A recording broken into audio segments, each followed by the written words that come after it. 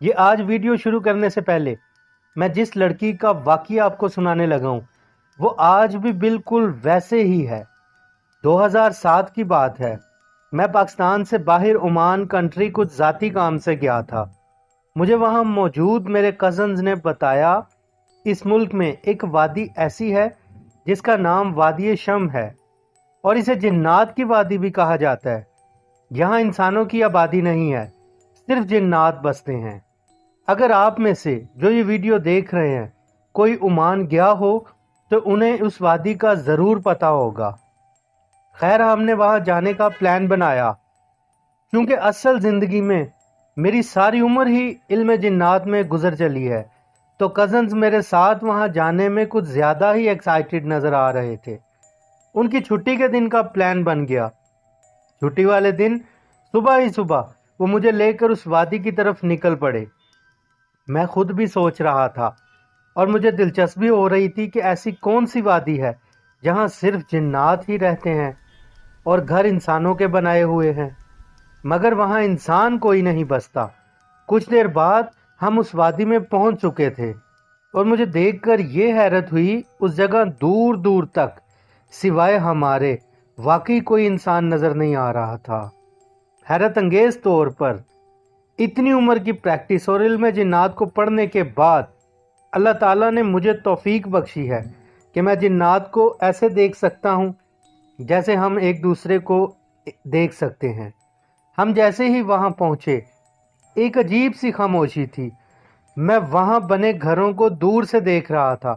ایک گھر کے دروازے پر اچانک میری نظر رک گئی۔ وہاں ایک لڑکی کھڑی ہوئی تھی جو ہمیں ہی دیکھ رہی تھی۔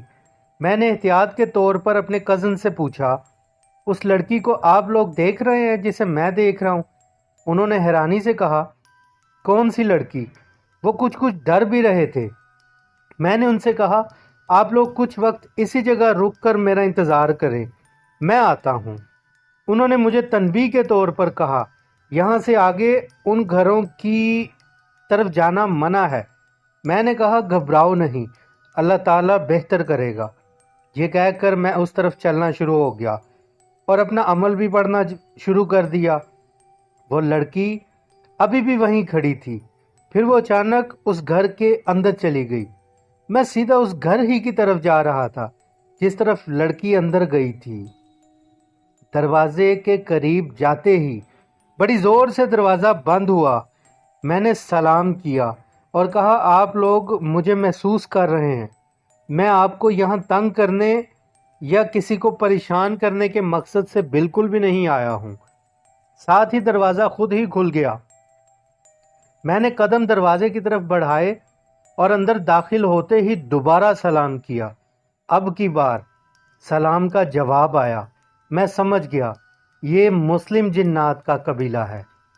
عجیب بات یہ تھی، میں جنات کی جتنی بھی جگہ گیا ہوں یا جتنی بھی جگہ مجھے دیکھنے کو ملی ہیں وہ جگہ بدبو، گرمی اور کچرے سے بھری ہوئی ملی ہیں، مگر یہاں سارا منظر ہی عجیب تھا۔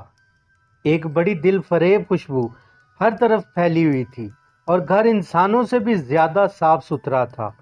میں یہ سب دیکھ کر حیران ہو رہا تھا کہ مجھے ایک آواز نے چونکا دیا۔ میرا نام لے کر مجھے مخاطب کیا گیا، وحید یہاں کیوں آئے ہو؟ میں نے چونک کر آواز کی طرف دیکھا تو کچھ لوگ جو سب کے سب سفید لباس زیر تن تھے میرے بالکل سامنے کھڑے تھے۔ اس وقت سچ کہوں میں ایک ساتھ اتنے جنات اپنے سامنے دیکھ کر کچھ ڈر سا گیا تھا، کیونکہ اس وقت میں اکیلا ان کا کچھ نہیں کر سکتا تھا۔ میں نے آنے کی وجہ بتائی اور پھر میری نظر اسی لڑکی پر پڑی جو مجھ سے ڈر بھی رہی تھی اور مجھے گھور بھی رہی تھی۔ وہ ان میں سے کسی کی بیٹی تھی۔ میں نے پوچھا، آپ کی جماعت کہاں سے ہے؟ انہوں نے کہا، ہم عرب جنات ہی ہیں اور یہیں پر 1200 سال رہ رہے ہیں۔ میں نے محسوس کیا کہ میں ہوا میں اٹھ رہا ہوں اور میرے قدم زمین سے اوپر ہو رہے ہیں۔ اتنے میں باہر سے مجھے آوازیں سنائی دینے لگیں جو میرے کزنز کی تھی۔ انہوں نے مجھ سے کہا، اب تم یہاں سے جاؤ۔ میں نے بنا کوئی سوال دوسرا کیے वहाँ से बाहर निकलना शुरू किया। वो सब मेरे सामने ही गायब हो गए। जब बाहर आया तो वहाँ की मुकामी पुलिस भी खड़ी थी और मुझे जल्दी से वापस आने का कह रहे थे। मैं जब कज़न्स के करीब गया तो पुलिस ने कुछ नाराज़गी दिखाई।